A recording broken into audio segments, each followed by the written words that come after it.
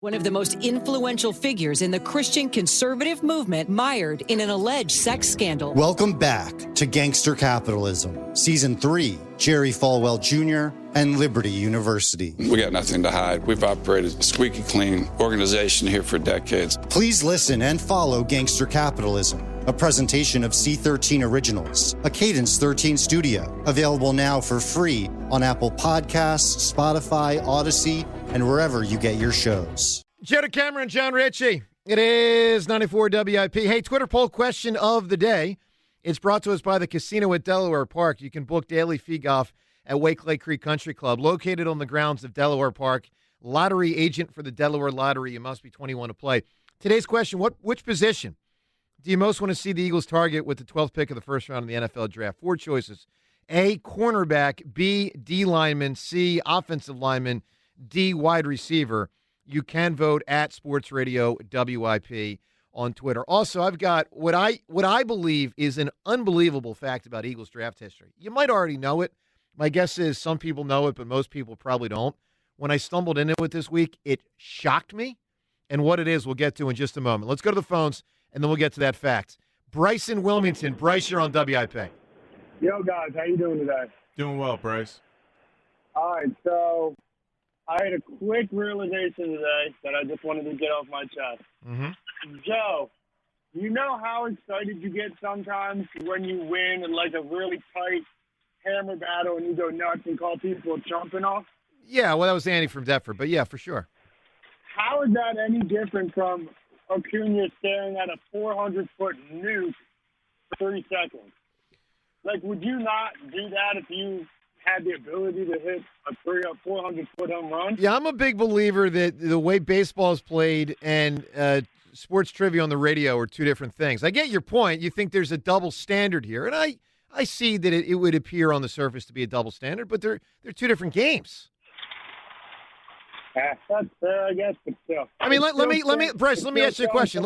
Let's say it's golf, and it's Sunday at the Masters, and it's, because 18th hole, you're going to have a huge celebration. If you have a big putt at some point, you're going to have a celebration. But what Acuna did was like, that would be the equivalent of a golfer making a big putt on the third hole and turning to the guy he's competing with coming down the stretch on the final day of the Masters and taunting the other guy. Hey, you can't do that. You can't compare that. You can't do that. Well, you're asking the wrong guy because I'm new school and I love the bad flips and all that, and I think it's awesome. Yeah. But anyway, I don't really have anything for the Eagles because I'm still trying to figure out what I'm going to do with my Jalen Hurts number 2 jersey, so I got to figure that thing out first. But just cross it out and make it in acres. All right, I'll do it. Fine, why not? Just keep wearing it. I mean, it's a classic. It is a classic. John's it's cool right. to wear the number 2. Yeah, wear the Hurts number 2. That's great, man. All right. I just had a quick question with the Phillies. Let's say Moniak comes up, whatever his name is, comes up and he absolutely bombs and hits like 45. Are we going to try Roman Quinn out again, or do you think they're going to bring up Odubel and test him out? Because I think that would be a disaster. I can't imagine that Roman Quinn can be on this team too much longer. Because even if he's not starting, he really hurts the bench. Now, whether that turns into Kingery or Odubel, who that is first, I don't know. My guess is it will be Kingery. I do not think Roman Quinn will prevent them from making a move. I think they will make a move because of Roman Quinn. Yeah, but still, even bringing Kingery up, there's not much hope there. So I feel like we're in a deep hole. Listen, playing is not good. It's a zero of a position right now. It's awful. Give me something people dread, Bryce. All right, I'm going to go off recency bias based off what John's been saying throughout this year. Shoveling snow. Great answer. Really good answer. Mm-hmm. Yes. Outstanding answer. Cosign. Yeah. I dread it now, but still. I every once in a while I feel my back. Oh wait, you know what it was? I was weeding yesterday. Maybe my back is just getting old man back, and so that's why my back feels bad. Could be. But I think the lingering effects of shoveling lasted for a good couple months. That's a shame. Playing in the NFL, fine. Shoveling, yeah, that goes. Right. John, you should have taken my advice. What's my advice on shoveling snow? Don't do it. Nope. What's my advice? Oh, get someone to do it for you? Nope. No, he said drive over. Correct. That's God, the that's dumbest thing it's like ever. I'm telling you, down and make it It's ice, terrible, man. Joe. The ice is okay because you No, can it's not. you can get out. Oh, no, you fall. Guys- My Guys- driveway is on a Slide. slant. I can't have ice on that. All right, so that's the worst thing. All right, that's different. If you're in a slanted driveway, I can see that being different. But I'm just telling you, I recommend get in that car 3 or 4 times during that storm, back and forth, back and forth, back and forth. You'll pat down the snow. You'll be okay. The laziest so thing bad. I've ever heard. I'm telling you, it works. I'm just telling you. All right, let me give you guys a fact. I know John's shaking his head. Let me give you a fact in there about Eagles draft history. You might know it. I did not know it, or at least I didn't remember it. That amazed me. I stumbled into recently. I was looking at first-round picks Eagles have made over the years, and could not believe, because we know they pick a lot of linemen. And we know they've taken a lot of linemen in the Andy era and then into the Howie era. Howie obviously learned from Andy.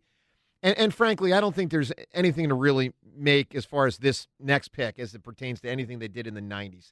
Totally different regime. Some of those years were a different owner, certainly a different GM, different head coaches and all that. But just for point of reference, I found this to be incredible.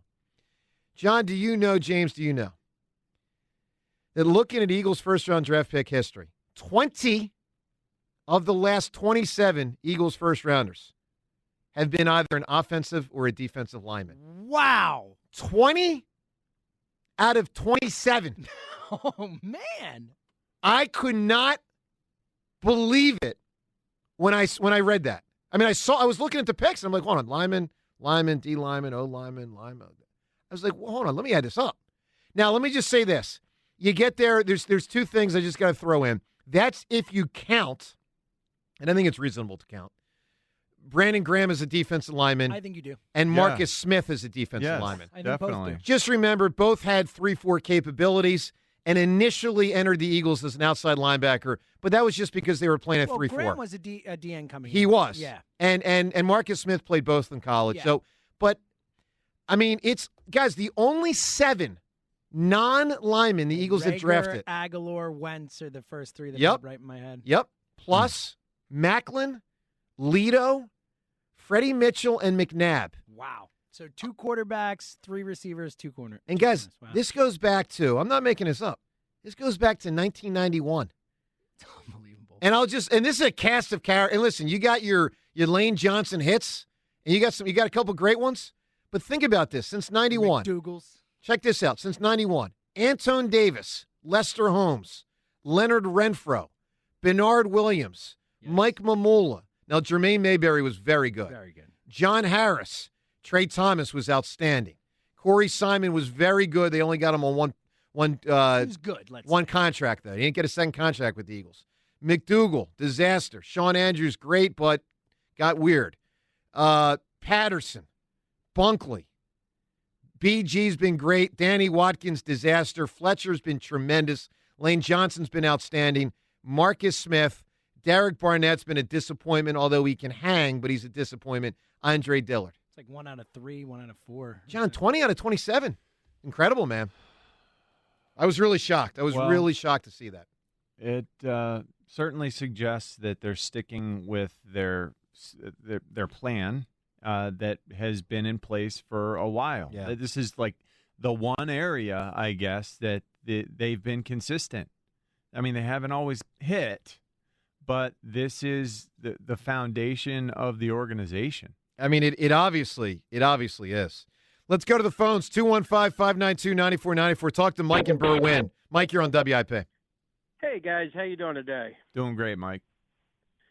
Listen, I first of all I wanted to just hit a little bit on the Eagles, and I was wondering what you guys thought of Horn if Surtain's not there.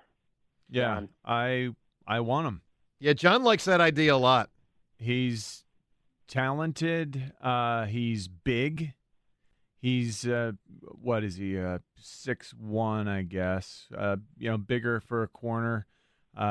Can be your lockdown type guy. Son of Joe Horn, wide receiver in the NFL for a while. I appreciate that the finer points of playing football, some of that technique stuff, just like with Surtain, have been inculcated into this guy for his whole life. That does matter.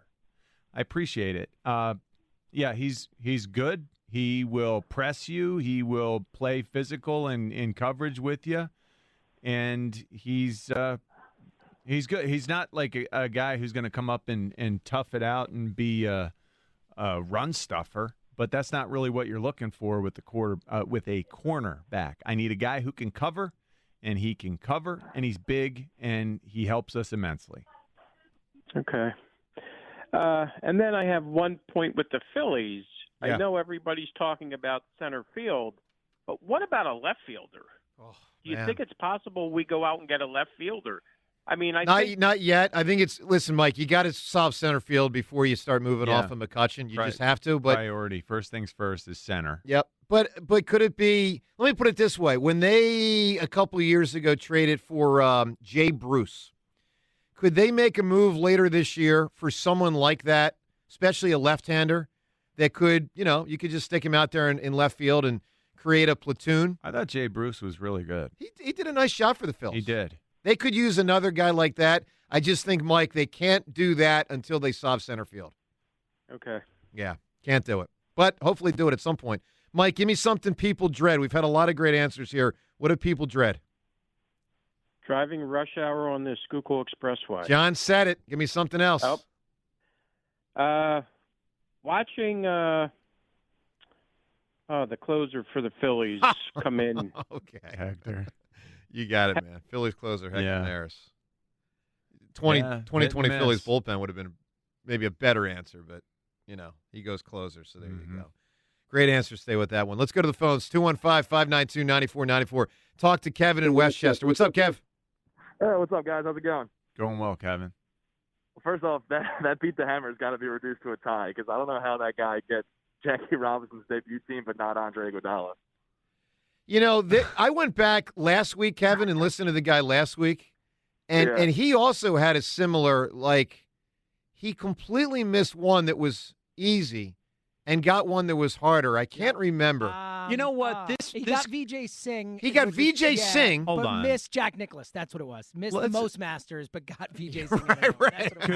Could we take this whole Acuna looking at his home run for 3 seconds thing analogy another step further and acknowledge, Joe, that going back and listening to yourself winning in Beat the Hammer is exactly the same thing as Ronald Acuna Jr. looking at his home run. Acuna can, on his own time, marvel at his abilities, as I do, but don't show up the opposing pitcher.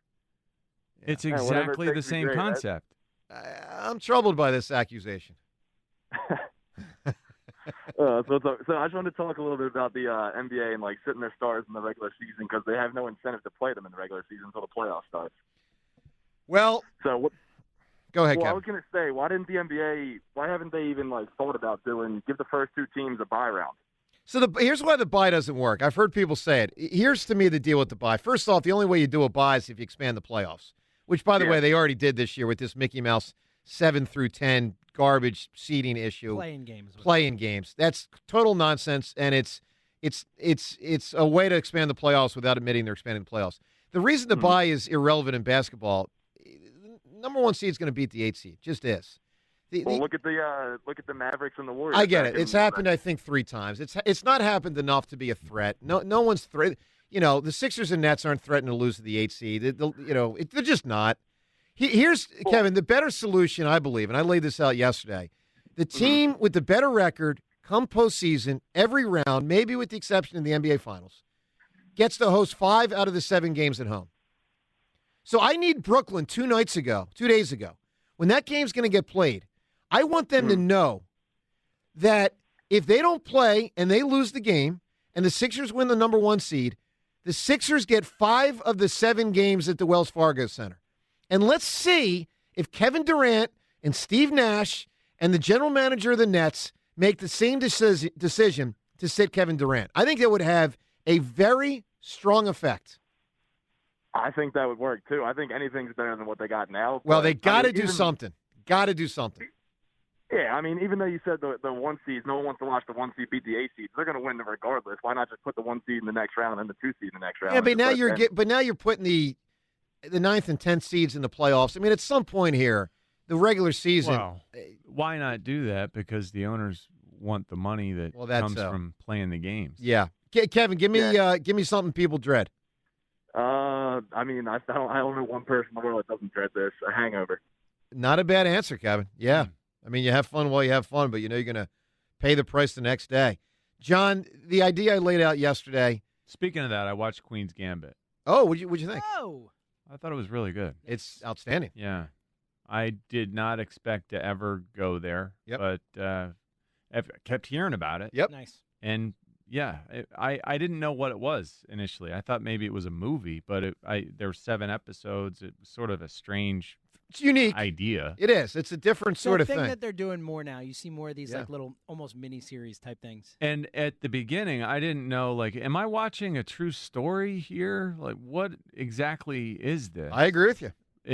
That was never clarified. But it's not a true story. Yeah, it's just fiction. But you just don't really know what's well going on. Yeah, you don't know what's happening, but you enjoy it. Yeah, it was fascinating. Really, well done, well acted, all that stuff. I agree. Good story. John, the idea I laid out yesterday: 5 of the 7 games go to the home team.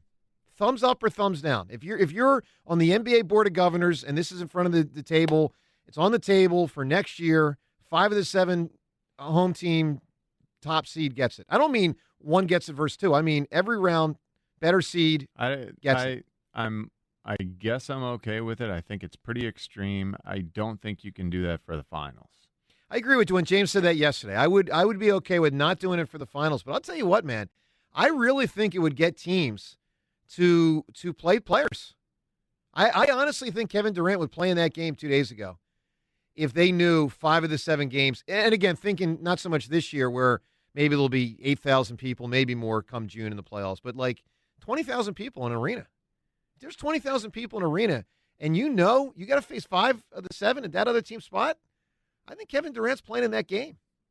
It is extreme, but I believe this requires extreme measures. I mean, guys, John, Kawhi Leonard, is he going to play tonight? I don't know. I mean, think about if you were the Sixers season ticket holder. Now, of course, the bizarro fact is this benefits the Sixers if he doesn't play and makes it more likely the Sixers would win. But peeling away that issue and how we hold on to that out of the Sixers benefit now, but think about the viewer across the nation who might want to watch the Sixers and Clippers tonight. That guy or gal. Think about the guy or gal that actually is a 76er season ticket holder that maybe had tickets the other night. Normally you would have tickets to both games. Now I guess they're being split up with less fans in the stands. But you buy tickets for a Nets game. You don't get Durant. You don't get Harden, but at least he had an injury. You buy tickets for this game versus the Clippers. You might not get Kawhi Leonard. I mean, at some point, It's like, I can't trust your league. I don't trust you. Right. Well, that's a great way to put it. How do you incentivize these players who, once upon a time, we went back and we looked at Michael Jordan's games played record, and it was, 82, 82, 82. Unless he was injured. Yep. He was playing. Which was really only 1 year with the one injury. How did it get to this point where players no longer take the same amount of pride in just going out there and plying their trade, trying to prove to the world that they're the best at what they do? It's no longer about that.